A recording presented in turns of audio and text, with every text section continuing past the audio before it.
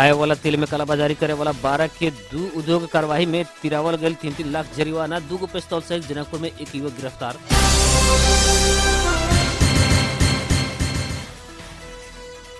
भैंसी व्यापारी से लिहल 40,000 घूस सशस्त्र के इंस्पेक्टर कहने फिरता। भारत तरफ काट तस्करी करे के क्रम में ट्रैक्टर सहित एक जने पकड़ाइल। भारत 10 लाख डोज कोरोना विरुद्ध के सुई दिलक आ अमेरिका भेज देम कह के ठगी कैला आरोप में एक जने गिरफ्तार।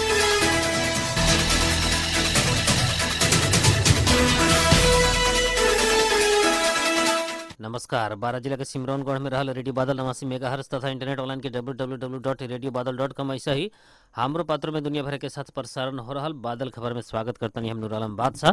अब खबर विस्तार में।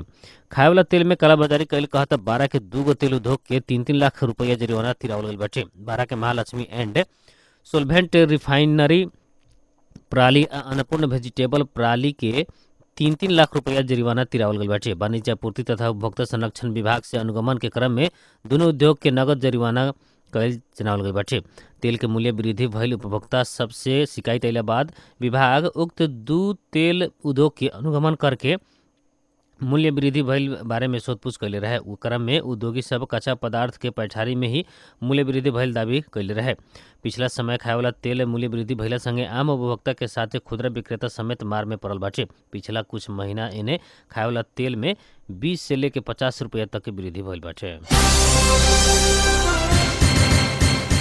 जनकपुर से हथियार सहित प्रहरी एक जने के पकड़ाव कैले बाटे। जनकपुर धाम उप महानगर पालिका 19 स्थित 52 बीघा जावला रास्ता से लक्ष्मीनिया गांव पालिका 1 रहे वाला विवेक यादव के पकड़ाव कैल जिला प्रहरी कार्यालय धनसा जानकारी दिले बाटे। उनका साथ से 2 थान कटुआ पिस्तौल आ 2 गोली बरामद भइल बाटे। हथियार ओसार पसार कर रहा गोप्य सूचना के आधार में उनका के जिला प्रहरी कार्यालय धनुषा से खटल प्रहरी से नियंत्रण में लिहल डीएसपी मकेंद्र मिश्र जानकारी देनी। सरलाही में भंसार चोरा के लियावल चांदी के गहना आ सोना सहित 2 जने पकड़ाऊ पड़ल बाटे। नवलपुर मलंगवा सड़क खंड से भंसार चोरा के लिया रहल अवस्था में करीब 71 तोला चांदी के गहना आ सोना सहित 2 जने के पकड़ाऊ कैल गेल बाटे। इलाका प्रहरी कार्यालय नवलपुर आ सरलाही से खटल प्रहरी गश्ती टोली से नवलपुर मलंगवा सड़क खंड में सवारी जांच करे के क्रम में अवैध चांदी आ सोना सहित रौतहट के चंद्रपुर नगर पालिका 1 के 27 वर्षीय मोटरसाइकिल ड्राइवर शशि कृष्ण गसमेर आ पछाड़ी सवार सरोज बिके के पकड़ाव कैले बाटे। छिमेकी देश भारत से मलंगवा होत नवलपुर के तरफ आयल बा 69 प 5161 नंबर के मोटरसाइकिल के रोक के जांच करला पर भंसार चोरा के लियावल 71 तोला 34 लाल चांदी के गहना आ 27.7 लाल सोना झोरा में पोका बना के लुकावल अवस्था में मिलल जिला प्रहरी कार्यालय सरलाही के प्रहरी प्रमुख प्रहरी प्रेक्षक संतोष सिंह राठौर बताइनी। रौतहट के राजदेवी नगर पालिका 8 लक्ष्मीपुर सीमा इलाका से 2 लाख रुपया सहित प्रहरी 2 जने के पकड़ाव के लिए बाटे। पकड़ाव पड़े वाला में भारत शिवहर ग्राम पंचायत 9 घर बताए वाला 31 वर्षीय अशरथ मंसूरी 38 वर्षीय ओसी मोहम्मद रहल बानी। नेपाल बॉर्डर आउटपोस्ट बेलबिछुआ से खटल एपीएफ टोली से चेक जांच करे के क्रम में BR 30Y 5437 नंबर के भारतीय मोटरसाइकिल में सवार उनका के नियंत्रण में लिहल गई बाटे। पकड़ाव पड़ल उ लोग के मोटरसाइकिल सहित आवश्यक कार्रवाई के खातिर भंसार कार्यालय में गौर में बुसावल गई बा। महोत्तरी में आग में जर के महिला के इलाज के क्रम में मृत्यु भइल बाटे। महोत्तरी के मनरा सिसवा नगर पालिका 3 सुनौल रहे वाला 30 वर्षीय कंचन देवी महतो के इलाज के क्रम में मलंग काल सवेरे मृत्यु भइल प्रहरी जानकारी दिल बाटे। महतो गए अब बीतल अगहन 8 गते अपने घर में बच्चा के काजल द्वीप में सेके के क्रम में आग लगला पर घायल भइल रहे। उनका इलाज के क्रम में प्रादेशिक अस्पताल जनकपुर में मृत्यु भइल जिला प्रहरी कार्यालय के सूचना अधिकारी रंजन मिश्र जानकारी दिल बानी। 12 में एक भैंसी व्यापारी संगे बॉर्डर आउटपोस्ट BOP पचरौता में खटल सशस्त्र प्रहरी से लिहल 40,000 घूस रकम फिरता कैले बाटे। पोस्ट के सशस्त्र प्रहरी निरीक्षक सिंहवीर सागर मल्ल व्यापारी के भाई गजेंद्र यादव के काल कार्यालय में ही बुला के उक्त रकम फिरता कैले बानी। पचरौता नगर पालिका 3 के दयाली यादव से गांव घर से 6 गो भैंसी पाड़ा खरीद करके चितवन के नारायणगढ़ बाजार ले जा बेरिया सशस्त्र प्रहरी से कोतवाली गांव नजीक से भैंसी आ गाड़ी ये सोमवार के रात पकड़ाव करके 40,000 घूस लेके छोड़ रहे। घूस लिहल विषय में गांव में हल्ला खली मचला बाद प्रहरी उक्त रकम फिरता कैले बाटे। BOP के सशस्त्र प्रहरी निरीक्षक मल्ल आ जवान नंद किशोर ठाकुर के घूस लिहल व्यापारी यादव के कहना रहल बाटे। यादव संगे रकम लेन देन के ऑडियो रिकॉर्ड समेत रहल बाटे। भारत से ही लुका छुपा के लियावल आशंका में प्रहरी व्यापारी के डर त्रास दिखा के 40,000 घूस लेले रहे। सशस्त्र प्रहरी 12 नंबर गन कलिया के सशस्त्र प्रहरी न्याय उपरीक्षक संजीव पांडे घूस बारे छानबीन होके के प्रतिक्रिया देनी। गड़ाटार चंद्रपुर नगरपालिका 3 गड़ाटार के एकदम विपन्न परिवार के ऊनी कपड़ा वितरण कर गए बाटे। गड़ाटार के एकदम विपन्न 70 परिवार के डसना आ कम्बल वितरण कर गए बाटे। यूएन ओम्यान के सहयोग मंडवी संस्था के आयोजना आज जिला प्रशासन कार्यालय के सहकार्य में ऊनी कपड़ा वितरण कर गए बाटे। एकदम विपन्न परिवार के सहयोग करे के उद्देश्य से कार्यक्रम में कल गए मंडवी के कार्यकारी निर्देशक अंजू झा बतैले बने जिला भर आवश्यकता के आधार में ऊनी कपड़ा वितरण करत आयल रोहतहट के प्रमुख जिलाधिकारी इंद्रदेव यादव बतैले बानी।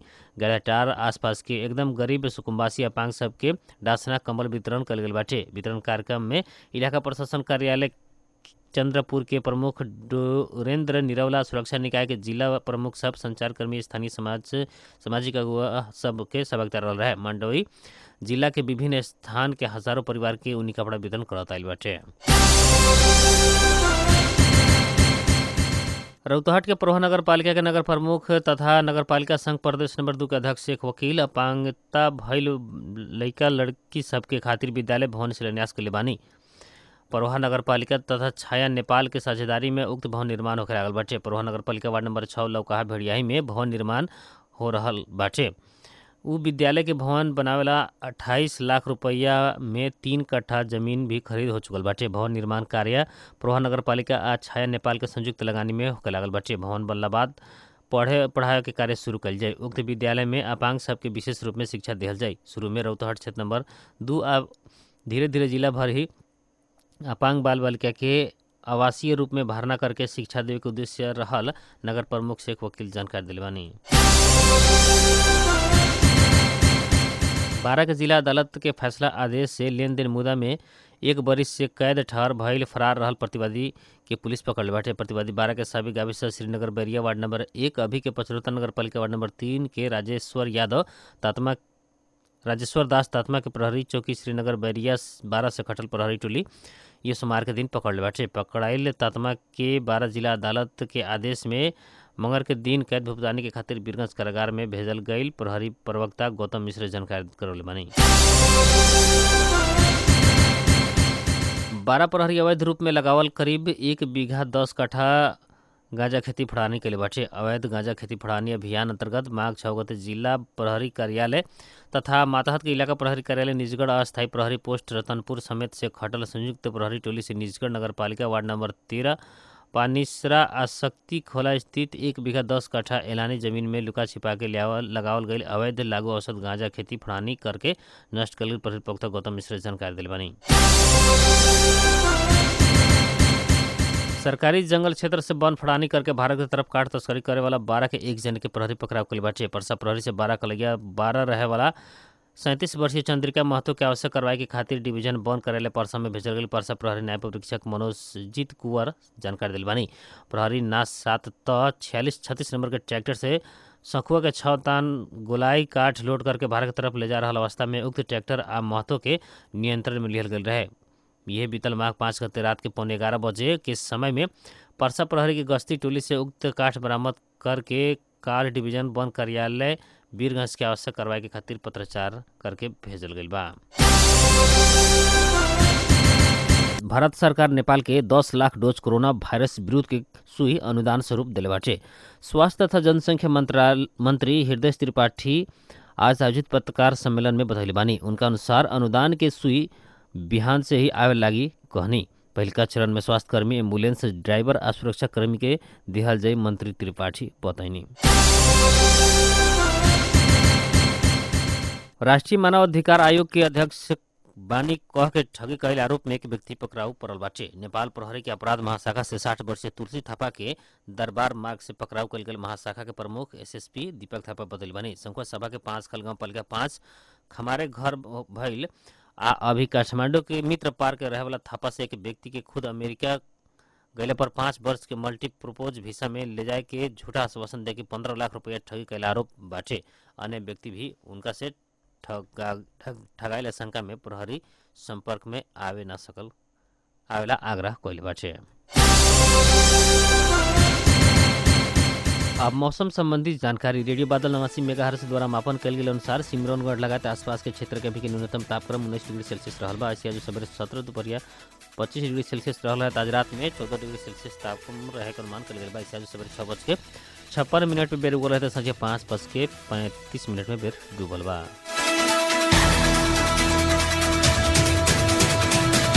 आज के खातिर बादल खबर इतने जाते जाते प्रमुख खबर एक बार फिर से। खाए वाला तेल में कालाबाजारी करे वाला 12 के दूध हो के कार्रवाई में तिरावल गई 3 लाख जरिमाना। 2 पिस्तौल सहित जनकपुर के एक युवक गिरफ्तार। फांसी व्यापारी से लेल 40,000 घूस सशस्त्र के इंस्पेक्टर कैनी फिरता। भारत के तरफ काठ तस्करी करे के क्रम में ट्रैक्टर सहित एक जने पकड़ाई। भारत 10 लाख डोज कोरोना विरुद्ध के सुई देलक आ अमेरिका भेज देम कह के ठगी कईल आरोप में एक जने गिरफ्तार। 12 जिला के सिमरौनगढ़ में रहल रेडियो बादल 89 मेगाहर्ट्ज तथा इंटरनेट ऑनलाइन के www.radiobadal.com ऐसे ही हमरो पात्रों में दुनिया भर के साथ प्रसारण हो रहा बादल खबर से प्राविधिक मित्र रुस्तम सहित हम नूर आलम बादशाह के विदा दी। नमस्कार।